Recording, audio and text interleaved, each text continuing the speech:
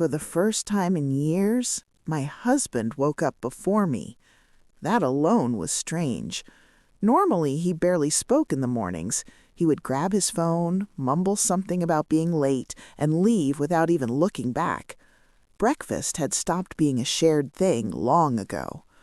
So when I smelled eggs frying and heard soft music coming from the kitchen, I thought I was dreaming. "Good morning," he said with a smile that felt rehearsed. He placed a plate in front of me, eggs, toast, tea, the way he used to do when we were newly married. I stared at him, confused. "You didn't have to do this," I said carefully. "I wanted to," he replied. "You deserve it." Those words should have made me happy. Instead, they made my chest tighten. That week, his generosity didn't stop. He sent money to my account without being asked. He bought groceries. He filled the car with fuel. One evening, he came home with a small gift, a bracelet, and fastened it around my wrist himself. "I know I haven't been the best husband," he said softly. "I want to do better." Anyone else would have cried with joy. I smiled. I thanked him. I even hugged him. But deep inside, something felt wrong. Because generosity after neglect doesn't feel like love. It feels like preparation. I noticed how often he checked his phone, how he stepped outside to take calls, how his kindness arrived suddenly with no conversation, no apology, no explanation. One night, while he slept, I watched his face carefully. He looked peaceful, too peaceful, like a man who had already made a decision. I remembered something my mother once told me. When someone changes overnight, they're not changing for you, they're changing for themselves. A few days later, my husband asked me to help him clean his car. That's when everything began. While he was inside washing the windows, I opened the passenger door to move a pile of papers from the seat. Most of them were receipts and old documents. Then I saw it. A single envelope tucked tightly into the side compartment of the door. It wasn't sealed, it wasn't old, and it definitely wasn't meant for me. I slid it out slowly, my hands suddenly cold. I didn't open it yet. I just stood there, holding it, listening to the sound of water splashing outside, and realizing that my husband's kindness hadn't returned because he loved me again. It had returned because he was getting ready to leave, and he didn't want to feel guilty when he did.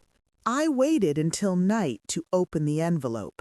All day it sat in my handbag like a secret breathing against my side. I went about my chores normally. I cooked. I answered his questions. I even laughed when he made a joke at dinner. But my mind kept drifting back to the thin, innocent-looking paper hidden in that car door. After he fell asleep, I slipped out of bed and went into the living room. The house was quiet, the kind of quiet that makes every movement sound loud. I sat on the couch, took a deep breath, and opened the envelope. It wasn't a letter. It was a document. At first, the words didn't make sense. Legal language has a way of hiding truth behind formal sentences. I read it once, then again, slowly, carefully.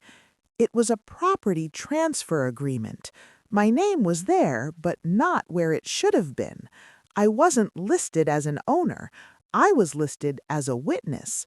The property in question was the small house my husband and I had bought together years earlier, the same house we had struggled to pay for, the same house I had painted with my own hands when we couldn't afford professionals.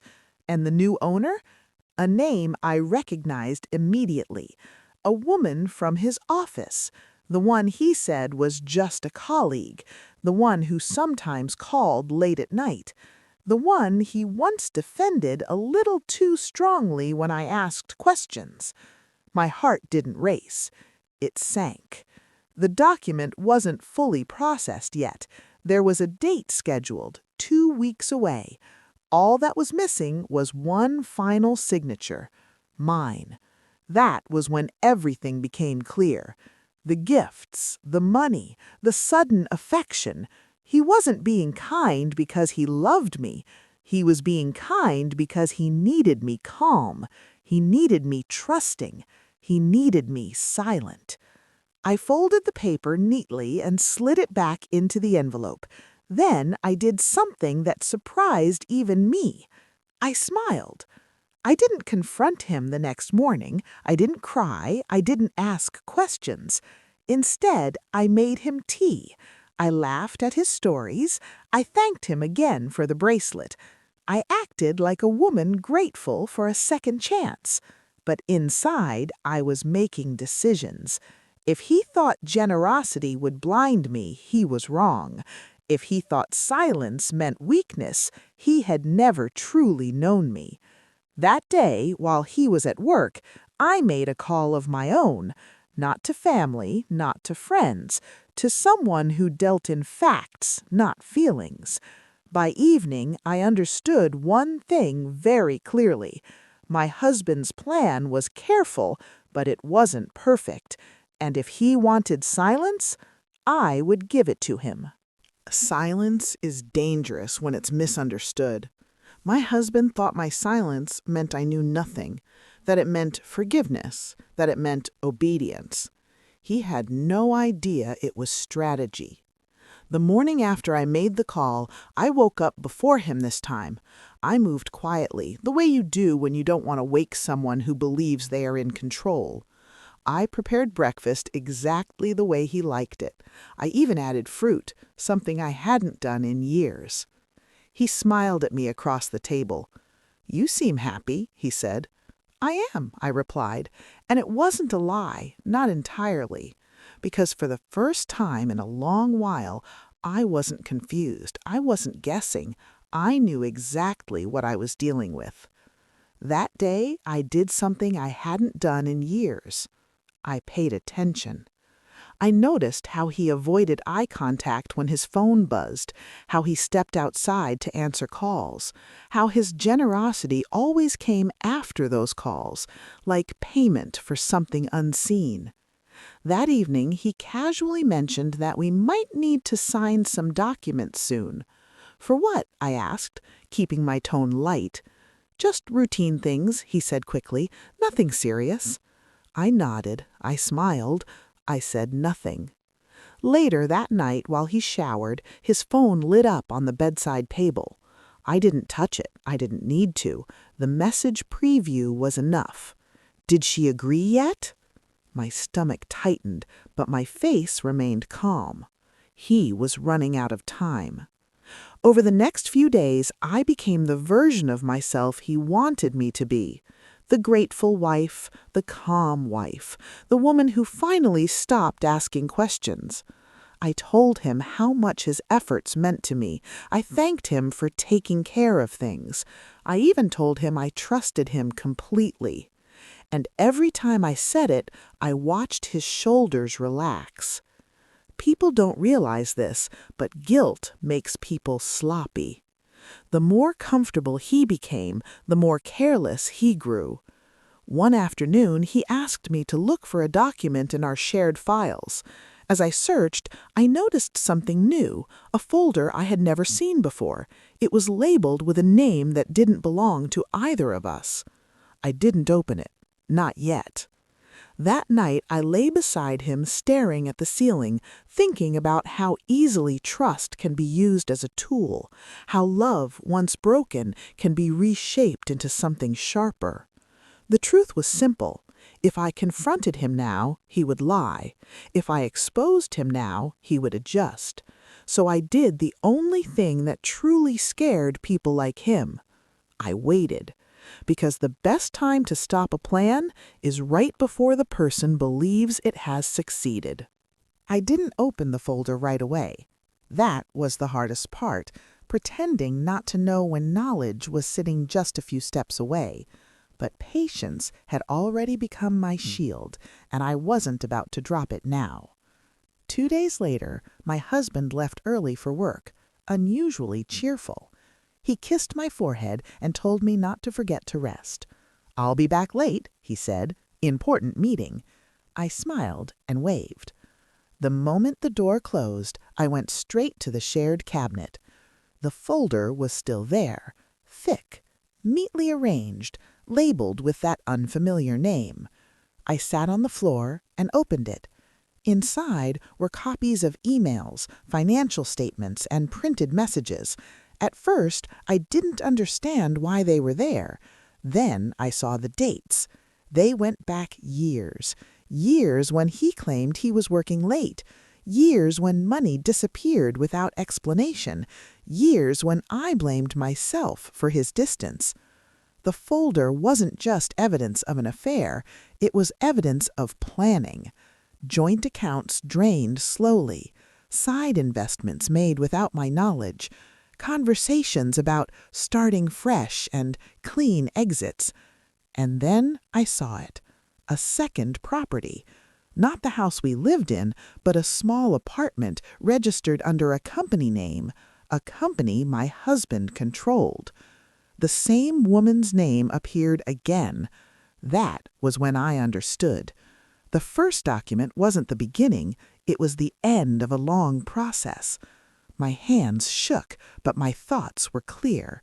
This wasn't just betrayal of the heart, it was betrayal of partnership, of years, of shared struggle. He hadn't just fallen out of love, he had quietly rewritten our life without me. I put everything back exactly as I found it.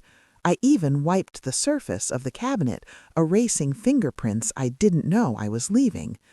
When he came home that night, tired and satisfied, he talked about traffic and meetings. I listened. I nodded. Then he said something that almost broke me. "I'm proud of us," he said. "We've come a long way." I looked at him and wondered how someone could lie so easily to a person who had shared their bed for years. But instead of anger, I felt resolve. Because now I didn't just know his plan, I knew his weakness. He believed I was uninformed, dependent, grateful, and that belief was exactly what would undo him. That night, I opened my laptop and began organizing what I had seen, not emotionally, but methodically. Dates, amounts, names. I wasn't preparing for confrontation, I was preparing for timing. Because when a plan is this detailed, destroying it too early only teaches the planner how to do better next time. And I had no intention of giving him a second chance to erase me again.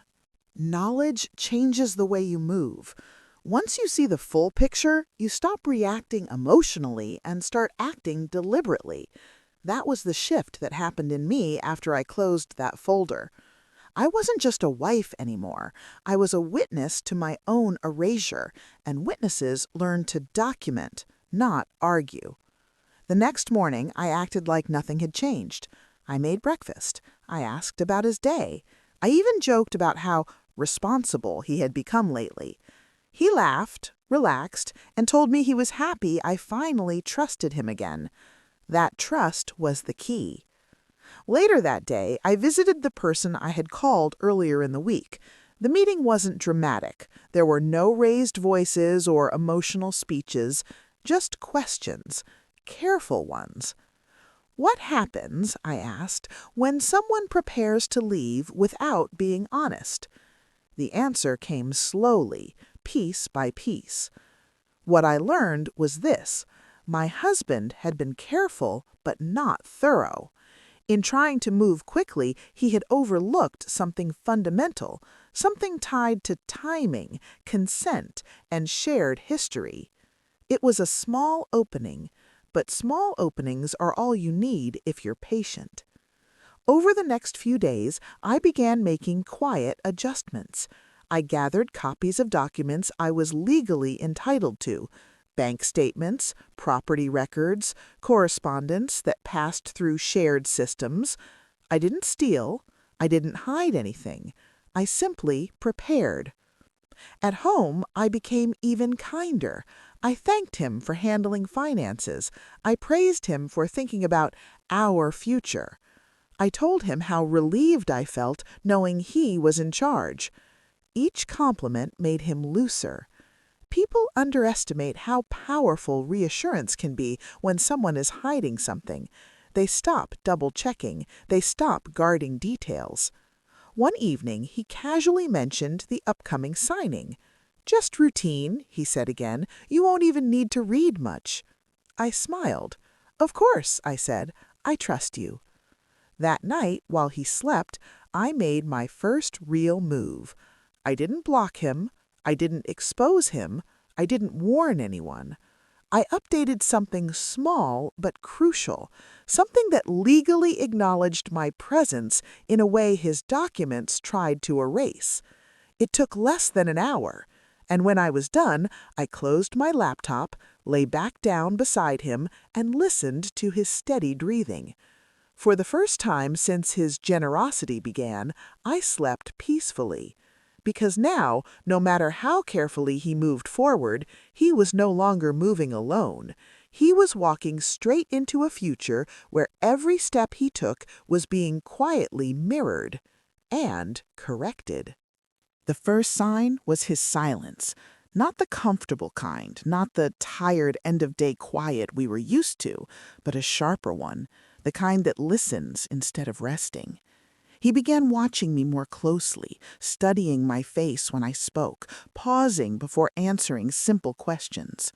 "Are you okay?" he asked one evening. I looked up from my phone. Why wouldn't I be? He hesitated, then shrugged. "You just seem different." Different. I smiled softly. "People change." He nodded, but his eyes didn't leave my face. Over the next few days, his generosity became uneven. He still sent money, still brought small gifts, but the confidence behind it was gone. His laughter sounded forced. His calls outside grew longer. One night he came home later than usual, irritated over nothing. He complained about traffic, about work, about stress, things he normally brushed off. At dinner, he asked casually, "You haven't told anyone about our finances, have you?" I didn't answer immediately. I took a sip of water, then said, "Why would I?" The question lingered between us. That was when I knew. He felt it. Not the truth, but the shift. People like my husband rely on predictability. They need to believe they're the smartest person in the room. The moment that belief cracks, fear creeps in. A few nights later, he brought the documents home again. "I think we should go through these together," he said, spreading them out on the table. My heart stayed calm. I leaned closer, pretending to read. I asked innocent questions. I nodded where he expected me to nod. When he pointed to the signature line, my chest tightened, but I didn't show it. "We'll sign soon," he said. "Just want everything settled." "Of course," I replied. "There's no rush." That answer unsettled him. "No rush?" he repeated. I smiled. "We've waited this long. What's a little more time?" That night I felt him turn toward me in bed, restless. He didn't sleep well. Neither did I, but for different reasons. Because while he was wondering what I might know, I was watching him reveal what he feared. And fear makes people careless. The next day, he called me repeatedly while I was out, asking where I was, when I'd be back. When I told him I was handling something personal, his voice tightened. That was the confirmation I needed. He was losing control of the timeline. And when someone loses control of timing, they rush, which is exactly what I needed him to do. By now, I could see the cracks widening. My husband had always relied on careful timing. Every step in his plan was calculated, every conversation rehearsed. But fear, quiet, insidious fear, changes people faster than anger ever could. And the more he sensed that I wasn't the woman he thought I was, the more he began to rush. It started with small things: a document signed without reading, a bank transfer executed hastily, a message sent to his colleague confirming timelines he would normally double-check. and I watched, silently, as the man who thought he was clever moved toward the trap he didn't even know existed. One evening he came home, frantic. The office had requested immediate confirmation on some of the investments. The documents he had left for me to review later now needed signatures. He looked at me, desperation in his eyes, and said, "I need you to sign these tonight. Everything depends on it." I smiled politely, pouring him a glass of water. "Of course. Let me just set up the table." He didn't notice the calm in my tone, the ease with which I handled his documents. And that calm, that quiet composure, unnerved him more than any confrontation ever could. As he set the papers down, I leaned over, pretending to check each item. I asked questions that seemed casual but were designed to slow him down. He responded, visibly irritated that I wasn't moving faster. "You're taking too long," he said sharply. "I want to make sure everything is perfect," I replied softly, smiling. "After all, this is important for both of us."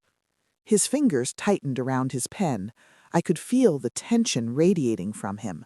I kept my face serene, my hands steady, my heart quiet. By the time he realized I hadn't yet signed the final line, it was too late. The small changes I had made earlier, unnoticed adjustments in our shared accounts, minor annotations in official forms, had taken effect. Any move he thought would erase me had already been countered. He leaned back, suddenly quiet, staring at the papers like he had never seen them before. That's when I finally allowed a flicker of satisfaction to cross my face. "You've changed," he muttered. "I've learned," I said, and I meant it. That night I went to bed knowing one thing. The man who had tried to rewrite our future without me had just handed me control, without ever realizing it. Control doesn't always scream. Sometimes it whispers. Sometimes it waits. And sometimes it comes from silence. His mistake wasn't loud. It wasn't dramatic. And that's why it was fatal to his plan.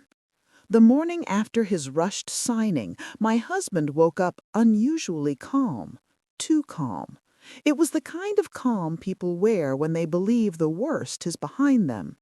He kissed my cheek, told me everything was finally settling, and left for work with a lightness I hadn't seen in years. I watched him go, knowing he was wrong. Because in his hurry, he had confirmed something in writing, something he had previously kept vague. A detail he assumed didn't matter anymore because he believed I had already agreed to disappear quietly. That single confirmation changed everything. By midday, the call came, not from him, from the office handling the final processing. They needed clarification. They had noticed an inconsistency between earlier records and the latest submission. A name that shouldn't have been altered without explicit consent. A timeline that didn't align with prior declarations. They asked to speak to both of us. I thanked them calmly and said we would respond soon. When my husband came home that evening, I could see the unease return to his face. Someone had called him, too. He tried to hide it, but fear leaves fingerprints all over the body. Tight shoulders, shallow breaths, eyes that avoid yours. "Did anyone call you today?" he asked casually. "Yes," I said. "They had questions." His jaw tightened. "What kind of questions?" "The kind that happen when things are rushed," I replied. He didn't speak. That night he barely slept. I could feel him turning, restless, calculating. But calculations fail when the foundation is wrong. The next day he finally snapped. "Why are they asking for more documents? This was supposed to be done already." I met his eyes. Because some things can't be rushed. For the first time, I saw it, the realization flickering behind his eyes, not the full truth, but the understanding that something had gone wrong, that I wasn't as uninformed as he believed. "What did you do?" he asked quietly. I didn't answer. Instead, I handed him a copy of a document he recognized instantly, one he thought was safely buried in a car door compartment weeks ago. His face drained of color. "You went through my things?" he whispered. I shook my head. "You hid it poorly." Silence filled the room. Because at that moment, he finally understood. His generosity hadn't prepared me for loss. It had prepared him for exposure. The confrontation I'd been preparing for years didn't happen in anger. It didn't happen in tears.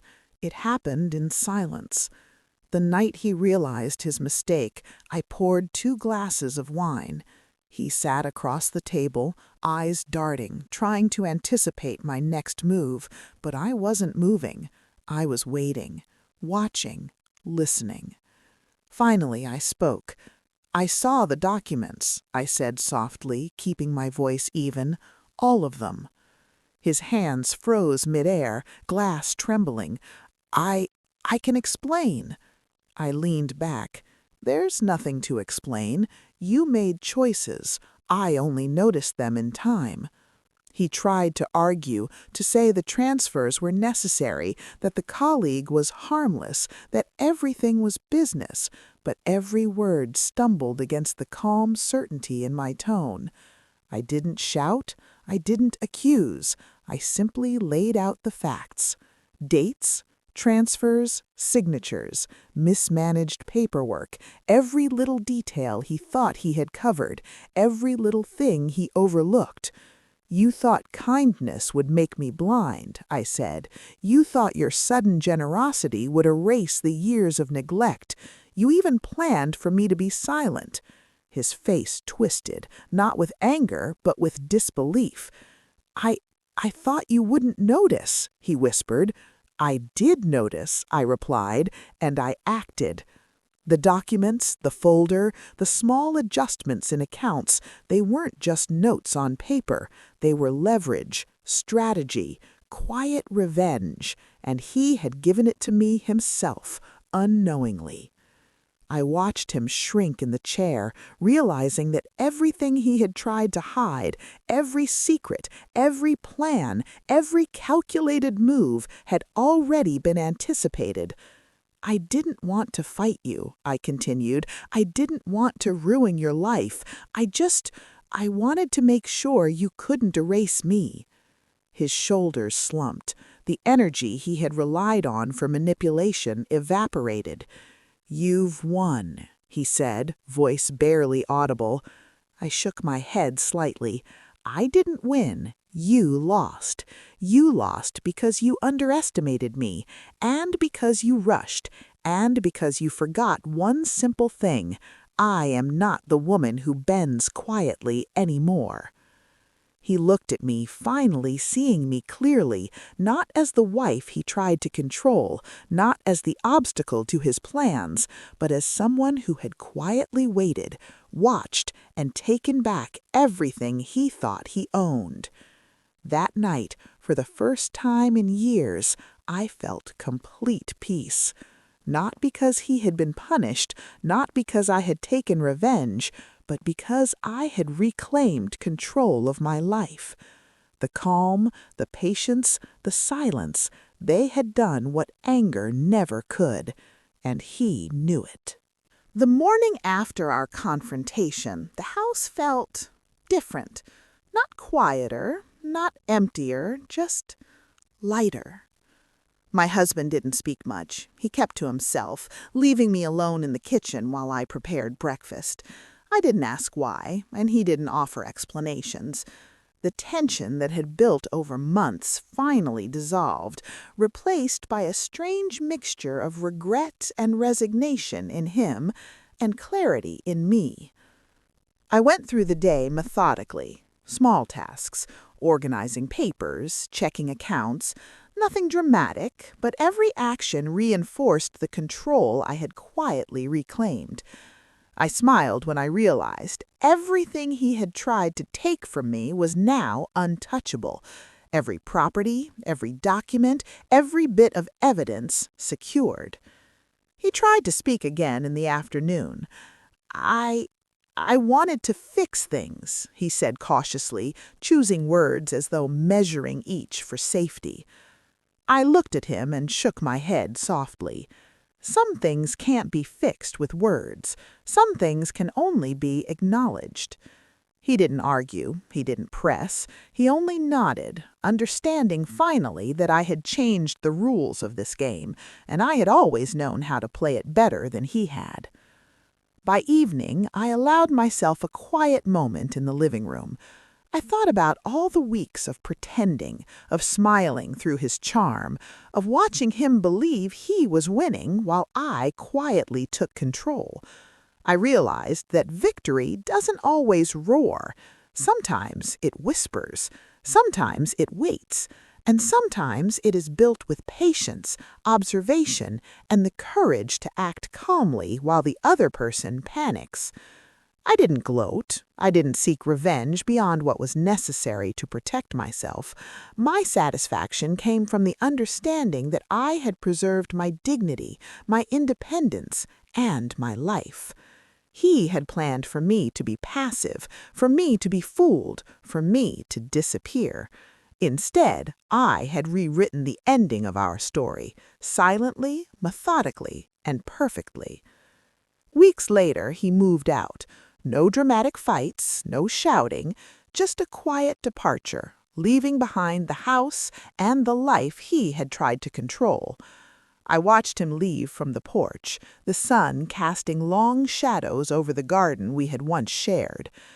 I didn't feel anger. I didn't feel triumph in the usual sense. I felt freedom. Real freedom, the kind that comes from knowing that your life is yours to steer, regardless of who tries to manipulate it. That night, I poured myself a glass of wine, sat by the window, and reflected. Life had tested me. Life had tried to strip away everything I valued, but patience, clarity, and quiet strength had ensured that I remained standing, stronger than ever. And the lesson he finally understood, too late, was this: control is never truly yours when you rely on deceit. Power belongs to those who see clearly, act deliberately, and wait for the right moment. I raised my glass to the quiet victory, the peace that follows patience, and to the life I would now live on my terms. The past belonged to him. The future belonged to me. Thanks for watching. Drop a comment and tell me where you're watching from. Don't forget to like and subscribe for more stories.